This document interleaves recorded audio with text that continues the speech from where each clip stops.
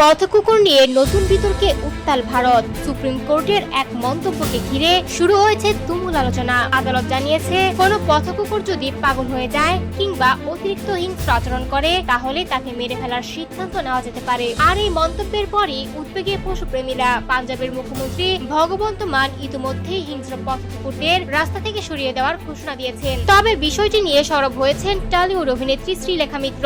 দীর্ঘদিন ধরেই পথকুকুরদের পাশে দাঁড়ান তিনি। অভিনেত্রীর দাবি, সুপ্রিম কোর্টের বক্তব্য ভুলভাবে ব্যাখ্যা করা হচ্ছে। শ্রীলেখা বলেন, র্যাবিস আক্রান্ত বা গুরুতর অসুস্থ কুকুরকে চিকিৎসকের অনুমতি নিয়ে ওষুধের মাধ্যমে চিরঘুমে পাঠানোর নিয়ম আগেও ছিল, কিন্তু এখন যেভাবে হিংস্রতার অজুহাতে কুকুরদের টার্গেট করা হচ্ছে তা আসলে পশুদের প্রতি নিষ্ঠুরতা। তিনি আরো প্রশ্ন তোলেন, কোন কুকুর হিংস্র সেটা নির্ধারণ করবে কে? অভিনেত্রীর মতে, কোনো প্রাণী অকারণে আক্রমণ করে না। ক্ষুধা, ভয় কিংবা মানুষের নির্যাতনের শিকার হওয়ার কারণে অনেক সময় কুকুর আক্রমণাত্মক হয়ে ওঠে। একই সুরে কথা বলেছেন নির্মাতা ও লেখক তথাগত মুখোপাধ্যায়। তার মতে, অসুস্থ প্রাণীকে চিকিৎসার বদলে অ্যানেস্থেসিয়ার মাধ্যমে মেরে ফেলা কোনো সভ্য সমাজের কাজ হতে পারে না। তথাগত জানান, আইন অনুযায়ী সরকারি সংস্থার অনুমতি ছাড়া কোনো কুকুরকে আঘাত করা বা হত্যা করা দণ্ডনীয় অপরাধ। পাশাপাশি প্রমাণ থাকতে হবে যে প্রাণীটি সত্যি বিপজ্জনক বা মরণ ব্যাধিতে আক্রান্ত।